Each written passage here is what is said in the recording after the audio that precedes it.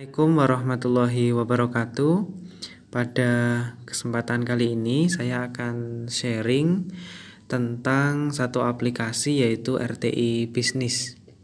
Nah, RTI Bisnis ini adalah aplikasi yang bisa membantu saudara untuk menganalisis suatu saham. Nah, sebelumnya mungkin perlu saya tunjukkan juga bagaimana saya mendapatkan aplikasi itu. Ada di Play Store. Kemudian saudara bisa ketik RTI. Nah, ini yang paling atas ada RTI Bisnis ya, yang warna hijau. Nah, kebetulan punya saya kan sudah terinstall. Kalau belum terinstall ya saudara tinggal install saja. Oke, ulasannya juga bintangnya 4,6 ya, karena ini menurut saya sangat membantu. Nah, karena saya sudah punya, saya tinggal buka. Nah, kalau bagi yang baru menggunakan mungkin butuh registrasi email begitu ya, silahkan registrasi, mudah. Kemudian saya akan tunjukkan kalau sudah selesai saudara registrasi, saudara bisa melihat menu-menu yang ada di sini ya, di atas dulu ya. Di sini ada beberapa menu. Nah, oke, ada banyak ya. Nah, yang pertama terlihat di layar adalah menu yang market ini. Nah, yang terlihat ini adalah IHSG ya. IHSG kebetulan ini saya klik yang 5 tahun atau ditulisnya singkatannya 5Y ya, 5 years.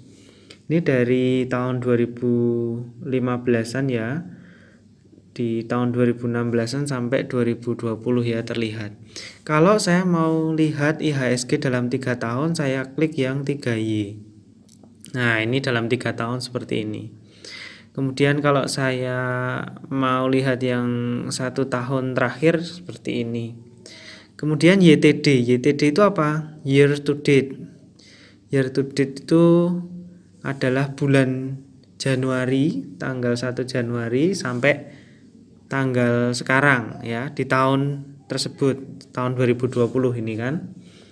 Nah, ini sangat terlihat pada bulan Maret itu turun banget ya, sampai antara Maret sampai April ya, turun banget karena awal pandemik COVID-19.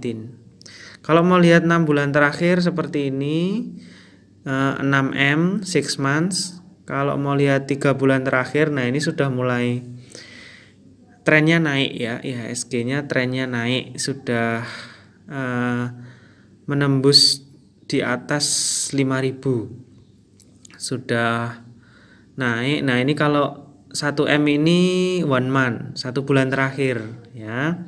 Kalau 1 week, 1W itu 1 week, 1 minggu terakhir. Kalau 1D itu 1 day ya, hari ini. Hari ini tadi hari Senin tanggal 24 Agustus pergerakannya seperti ini. Ya. Di sini di bawah juga ada keterangan informasi ya, IHSG itu dibuka pada harga 5.272, sekian. Lalu tertingginya 5.294, sekian. Low itu terendahnya 5.261, sekian. Gitu ya. Nah, ini ada informasi market cap.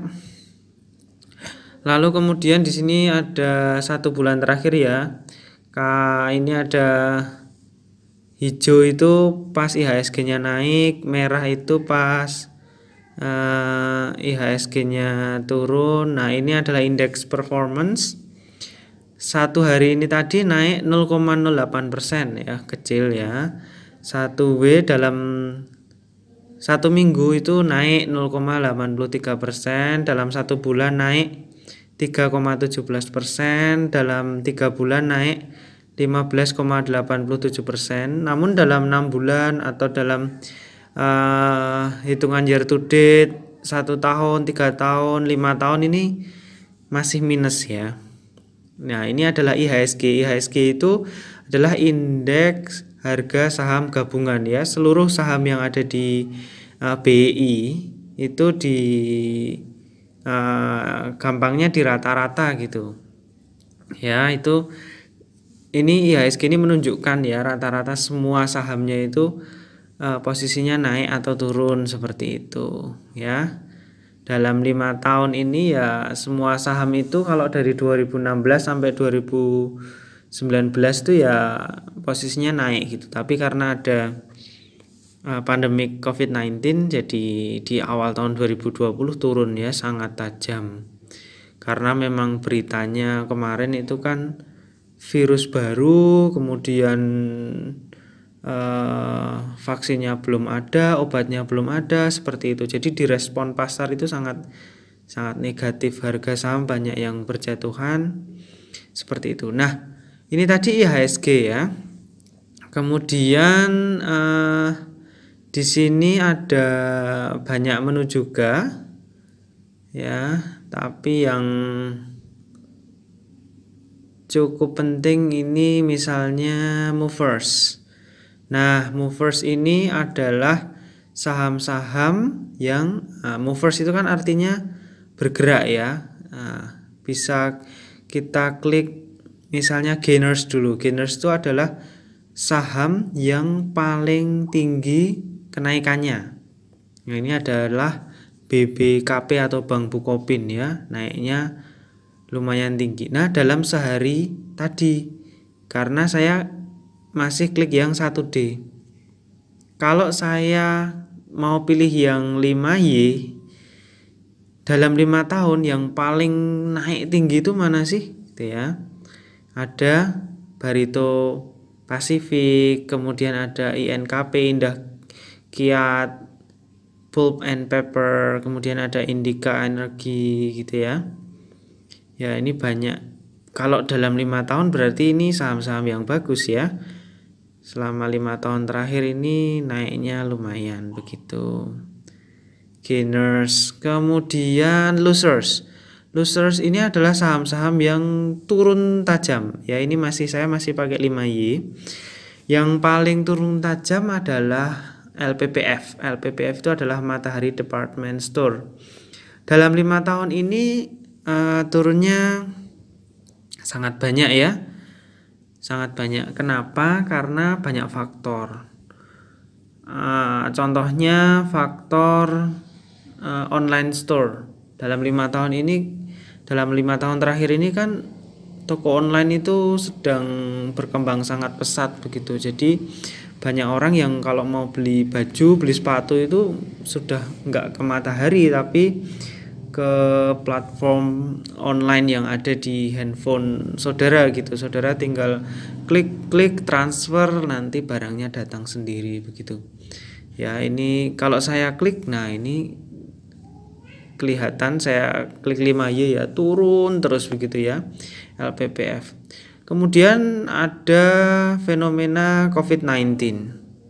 Makin turun lagi ya di Maret sampai April nih. Sampai sekarang, sampai bulan Agustus ini belum naik lagi.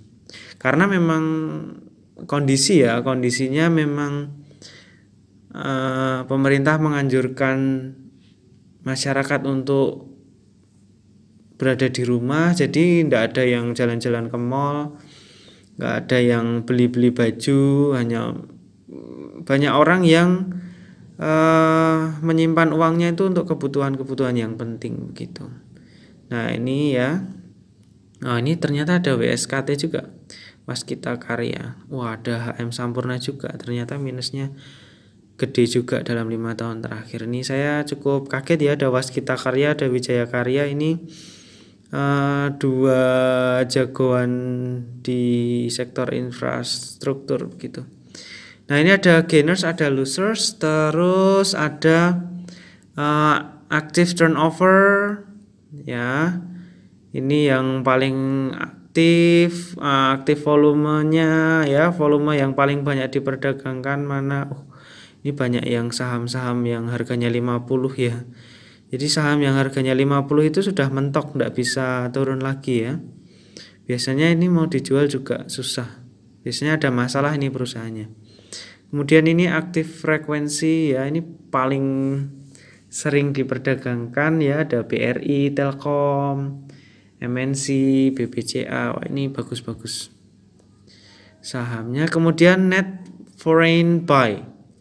Jadi ini adalah saham-saham yang paling banyak dibeli sama asing begitu. Ini 5 years ya. Kalau saya mau lihat yang 1 week, 1 minggu terakhir, wes ternyata BBRI paling banyak dibeli sama asing gitu. Nah, kenapa ada menu ini yang net foreign buy sama net foreign sell? Karena banyak yang beranggapan kalau asing itu membeli suatu saham itu biasanya jumlahnya besar dan harganya akan naik gitu. Kalau banyak belinya ya. Kalau net foreign sell ya ini asing paling banyak menjual ya. Ini BBNI, TLKM, BMRI, wah ini bagus-bagus juga. Banyak dijual sama asing begitu ya. Itu anggapannya begitu dulu ya. Kalau asing itu banyak membeli maka biasanya harganya naik. Kalau asing itu banyak menjual biasanya harganya turun gitu ya. Tapi ini ada pengecualian nih, TLKM. TLKM ini banyak dilepas sama asing, tapi pada kenyataannya masih hijau nih, masih positif ya, one day dia. Si hijau. Ini tadi saya one week ya. 1 week. TLKM dalam 1 minggu terakhir wis naik ya, meskipun banyak dilepas asing. Nah, artinya apa? Artinya banyak investor dalam negeri ya, mungkin seperti saya, saudara ini yang kekuatannya lebih besar daripada asing begitu. Jadi kalau dulu orang itu beranggapan kalau dijual asing, orang asing banyak menjual saham tersebut maka akan turun harganya, tetapi ternyata dijual sama orang asing dibeli sama kita gitu ya. Ada gerakan mari kita beli saham-saham perusahaan kita sendiri begitu. Jadi supaya yang menguasai itu orang Indonesia juga begitu ya. Oke, nah ini contohnya juga ICBP, terus INTP gitu ya. Meskipun dijual sama asing tetapi tetap plus ya dalam 1 minggu terakhir. 1W ya, kalau 1 hari BMRI ini banyak dijual. Telkom juga, BBCA juga banyak dijual asing ternyata. Oke. Itu tadi menu awal ya. Menu awal, terus ada kalender ini. Nah, ini kalender juga banyak ya. Macam-macam, misalnya mau lihat IPO.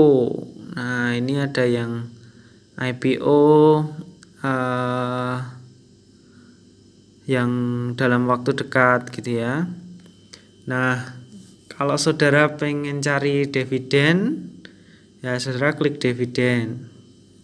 Nah, dalam waktu dekat ini ada banyak saham yang akan membagikan dividen. Misalnya ini kode sahamnya ESIP ya, yang paling atas ini. Cum date-nya 31 Agustus, ex date-nya 1 September, recording date-nya 2 September, dan payment date-nya 23 September. Nah, yang paling penting adalah saudara lihat di cum date-nya. Jadi kalau saudara punya saham ESIP pada tanggal 31 Agustus 2020 sampai jam tutup bursa jam 3 sore gitu, ya saudara akan dapat dividen ini dari ESIP ini pada tanggal 23 September 2020 pada saat payment date begitu. Nah, kalau saudara pada tanggal 31 Agustus saat cum date itu punya sahamnya sampai penutupan bursa jam 3 sore, saat ex date-nya ini 1 September saudara jual, itu saudara tetap dapat dividennya begitu. Jadi dapat dividen itu tidak harus nunggu 1 tahun seperti itu. Nah, karena aturannya seperti itu, maka ada fenomena ketika dividen yieldnya itu besar, jadi dividen yang dikasih oleh perusahaan itu besar, maka saat ex-date begitu harga sahamnya bisa turun karena banyak orang yang jual. Ada yang hanya ingin dapat dividennya gitu loh.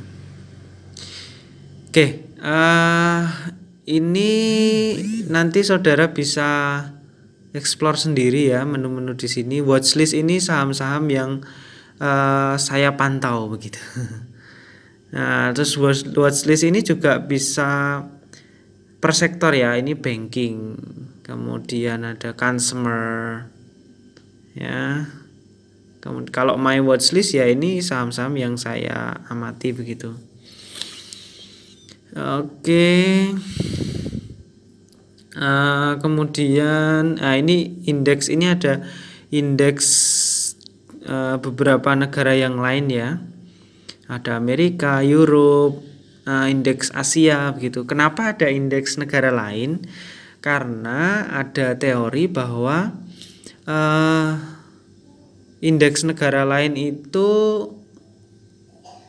dengan indeks negara kita itu saling terkait begitu. Jadi indeks saham antar negara itu saling terkait. Biasanya kalau indeksnya negara lain pada naik semua, sentimennya positif ya IHSG kita juga pada hari itu biasanya positif begitu. Jadi itu teorinya seperti itu. Nah, kan indeks negara lain itu kan beda waktu ya. Jadi misalnya jam 3 pagi gitu di sana sudah siang, sudah buka bursanya gitu. Jadi banyak pelaku pasar, investor di Indonesia itu juga mengamati indeks negara lain untuk memprediksi indeks atau untuk memprediksi IHSG kita begitu.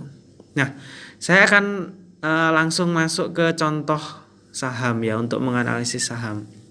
Ini yang lebih penting daripada menu-menu yang tadi. Jadi saya klik di atas ini. Nah, kita bisa ketik simbol atau nama sahamnya. Misalnya saya mau cari ICBP ya. Sebenarnya ini sudah ada di sini. Kenapa? Karena saya tadi baru saja nyari begitu. Ini adalah historis saham-saham yang saya amati tadi gitu. Bisa saya langsung klik di sini. Atau kalau saudara belum punya historis ya saudara ketik sendiri ICBP ya. Ini sebagai contoh aja. Ini saya salah ketik CBP, keluarnya tetap ICBP ya. Oke, jadi diarahkan ke simbol kode saham yang terdekat gitu. Oke, ini hanya sebagai contoh ya. Indofood, CBP, Sukses Makmur, TBK. Ini overviewnya. Nah, sama seperti di IHSG tadi ada yang grafik 1 hari, kemudian ada grafik 1 minggu, dan ada grafik 1 bulan, ada grafik 3 bulan, grafik 6 bulan, year to date 1 tahun ya, 1 year, 1Y, kemudian 3 years dalam 3 tahun ya, naik turun ya, kemudian dalam 5 tahun seperti ini. Nah, saya sarankan kalau saudara itu mau invest jangka panjang ya saudara lihat time frame-nya ini yang panjang. Tetapi kalau saudara mau trading jangka pendek misalnya 1 minggu ya saudara lihatnya yang 1W gini, 1 minggu gini. Jadi dengan adanya grafik ini saudara bisa memperkirakan garis support dan resistance begitu. Garis support itu yang di bawah, garis resistance itu yang di atas. Itu akan dibahas lebih lanjut di analisis teknikal ya. Saat ini kita mau bahas analisis fundamentalnya dulu. Analisis fundamental itu yang membahas tentang profil perusahaan, kemudian kita mau lihat finansialnya misalnya ya. Di sini di CBP juga ada banyak menu ya. Yang biasanya saya lihat adalah di menu financials. Nah, di sini ada grafik income statement atau laporan laba rugi. Nah, jadi sebelum menganalisis saham, ada baiknya saudara belajar dulu tentang apa itu laporan laba rugi, kemudian balance sheet itu apa? Neraca, ya. Ada cash flow, ada earnings nih pendapatan gitu ya. Oke, saya jelaskan satu-satu. Ini ada annual, ada juga yang quarterly ya. Quarterly itu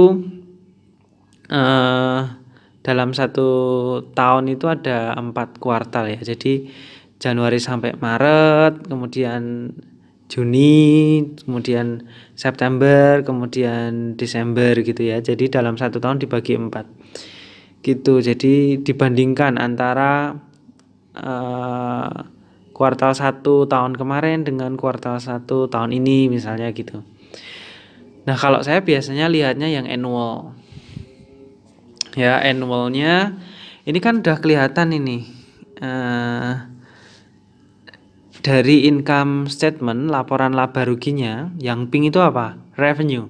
Revenue itu artinya pendapatan. Pendapatannya ICBP itu dari tahun 2015 sampai tahun 2019 naik terus.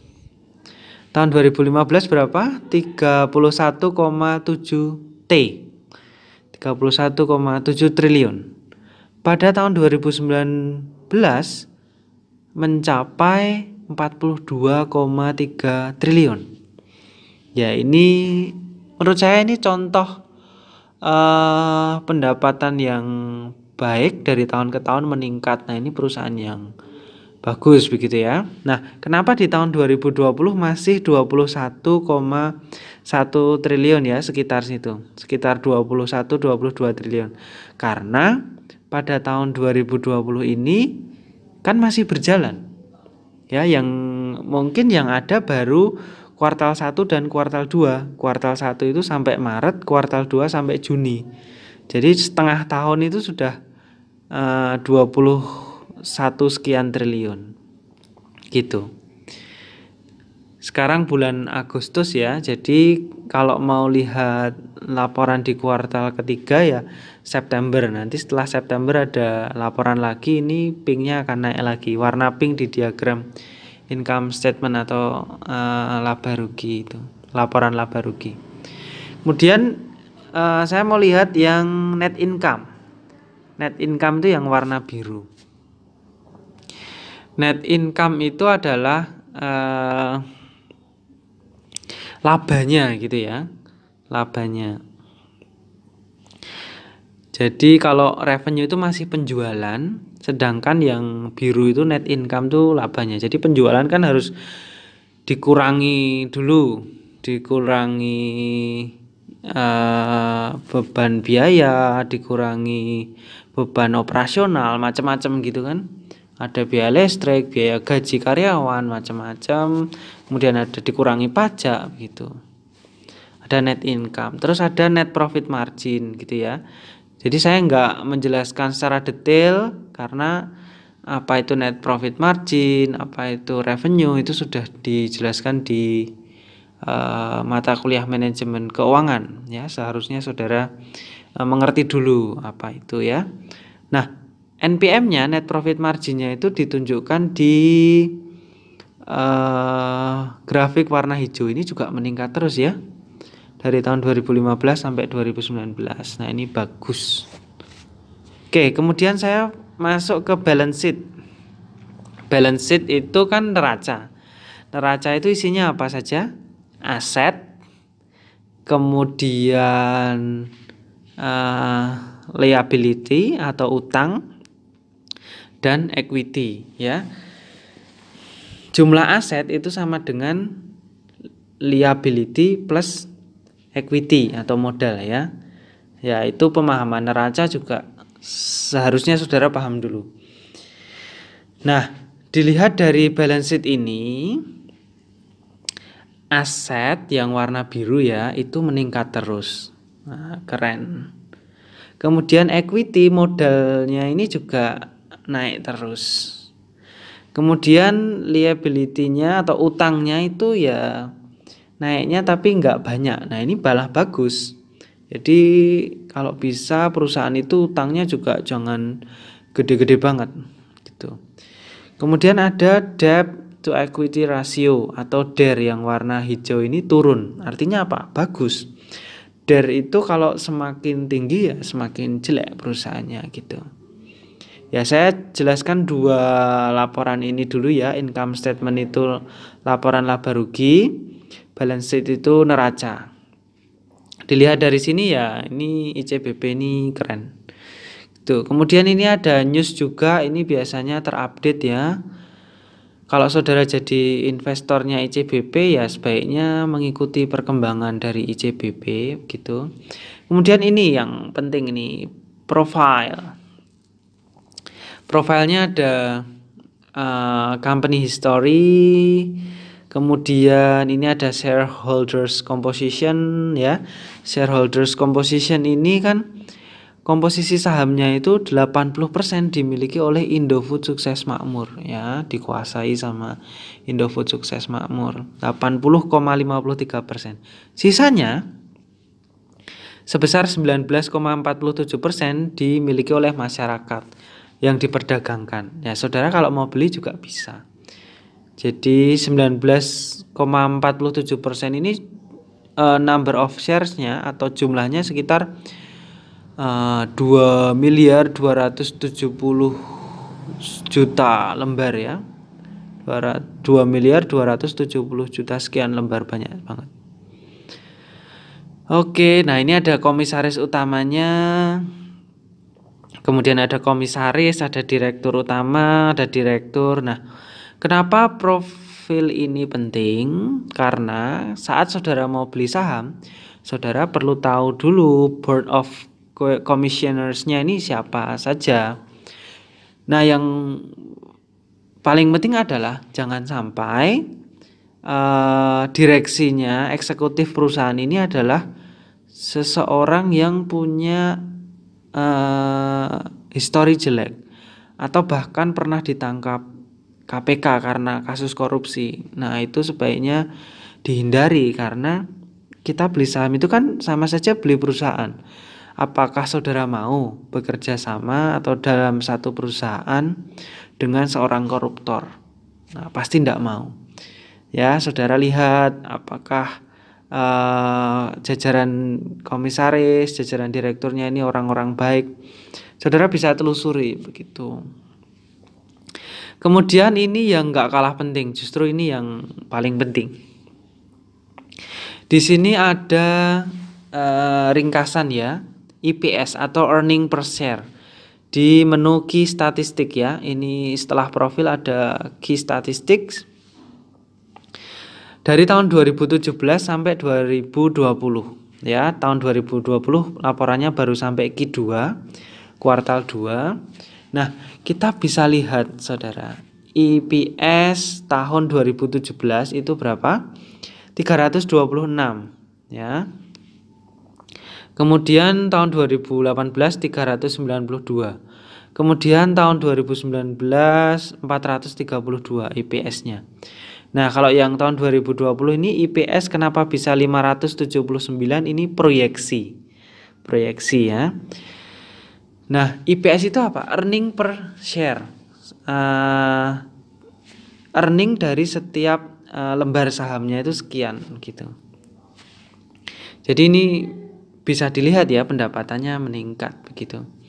Kemudian di bawahnya IPS ada DPS. DPS itu dividen per share. Tahun 2017 ICBP membagi dividen sebesar Rp162 per lembar saham. Ya, Rp162 per lembar. Kalau saudara punya satu lot, ingat satu lot itu ada 100 lembar. Berarti kalau saudara punya satu lot 100 lembar saham, berarti tahun 2017 saudara dapat Rp16.200. Kalau tahun 2018 masih punya satu lot ya, dapat Rp19.500. Tahun 2019 dapat Rp21.500. Itu kalau punya satu lot. Kalau punya 10 lot ya tinggal dikalikan lah. Gitu. Nah, kemudian di bawahnya DPS ini ada DPR. DPR itu bukan Dewan Perwakilan Rakyat ya, tetapi Dividend Payout Ratio. Nah, Dividend Payout Ratio itu apa? Dividend Payout Ratio ini adalah rasio seberapa besar dividen dari laba yang didapatkan gitu. Jadi DPR-nya ini stabil ya, ICBP ini DPR-nya 49, sekian persen, 49, sekian persen, tahun 2019 juga 49, sekian persen. Nah, ini perusahaan yang membagi dividennya secara stabil gini ya bagus. Artinya dia konsisten memberikan dividen kepada investornya gitu. Oke, ini kalau turun lagi ya, ini ada issued shares, ini ada jumlah lembar sahamnya 11,66 billion ya, miliar 11 miliar sekian gitu. Market cap-nya 119, sekian triliun. Nah, ini fundamentalnya ya, salesnya itu 23 sekian triliun, asetnya 43, sekian triliun, liability atau utangnya sekian, equity-nya sekian. Ya, ini dari sisi earningnya, dividen per share-nya ya sudah saya jelaskan tadi di atas. Nah, di sini ada dividend yield. Dividend yield ini adalah rasio dari dividen, terakhir kan dividennya 215 nih ya, 2019. Dividen per share-nya kan dividen per share-nya 215 dibagi dengan harga saham saat ini. Harga saham saat ini yang di atas ini 10.225 rupiah. Jadi dividen yield ini dapat 2,10% ini adalah pembagian dari dividen per share 215 dibagi dengan harga saham saat itu ya, 10.225 rupiah gitu. Nah, ini ada price earning ratio, ada price book value ratio ya, PBV. Ini ada banyak rasio-rasio. Nah, sebaiknya saudara pelajari ya, rasio-rasio ini artinya apa. Ada yang bawah ini ada current ratio, quick ratio, cash ratio, ada debt to equity ratio. Itu sudah pernah saya bahas juga di channel YouTube saya, saudara bisa buka ya. Yang biasanya dilihat adalah DER-nya, debt to equity ratio-nya. Ini 46% ya, cukup baik lah. Di bawah 100% itu sudah cukup baik, jangan sampai di atas 100% gitu. Jadi kalau kebanyakan utang kan nggak baik. Kemudian ROE-nya 23% ya, cukup lumayan gitu. Tapi saya bilang cukup lumayan gini masih subjektif ya. Ada baiknya kalau mau menganalisis saham begitu kita jejerkan, kita bandingkan antara saham-saham yang ada di satu sektor. Misalnya ICBP ini kan sektornya consumer good ya, kita jejerkan dengan misalnya Ultra Jaya, terus Mayora begitu, kita jejerkan ROE-nya paling gede mana, kemudian DER-nya, debt to equity ratio-nya paling kecil mana begitu, dividend yield-nya paling gede mana, EPS earning per share-nya paling gede mana gitu. Kemudian biasanya apalagi price earning ratio ini paling kecil mana begitu ya. 5 itulah cukup. Kalau mau dibandingkan semua ya bagus, lebih detail. Kemudian ada corporate action. Di sini di menu yang paling kanan ada corporate action. Corporate action di sini ada menunya lagi, ada dividend, stock split, ada RUPS ya.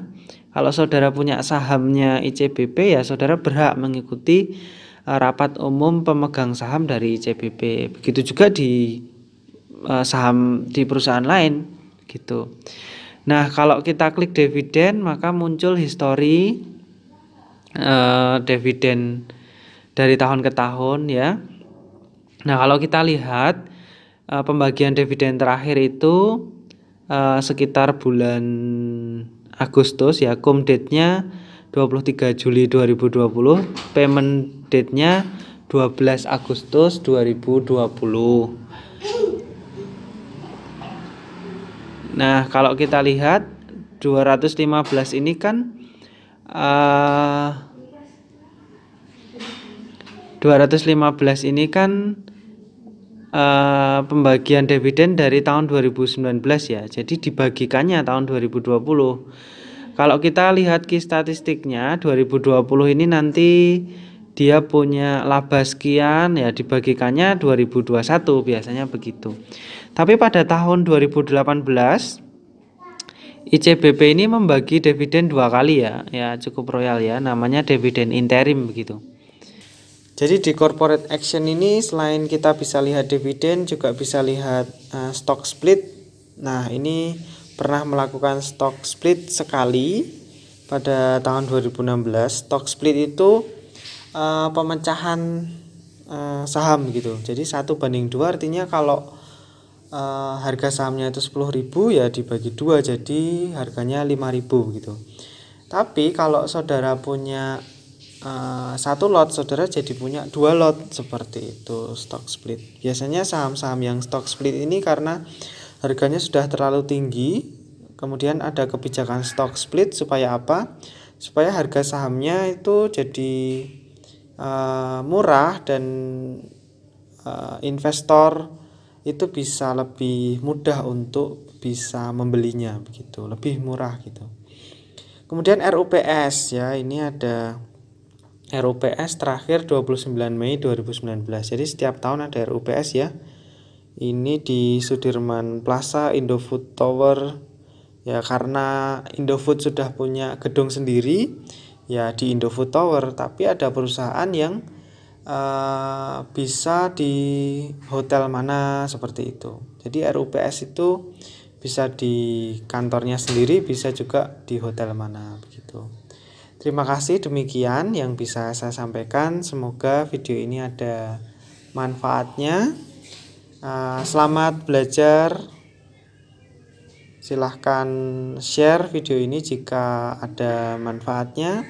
Untuk mendukung channel ini, saudara silahkan klik subscribe dan juga like video ini. Terima kasih, tetap semangat belajar. Wassalamualaikum warahmatullahi wabarakatuh.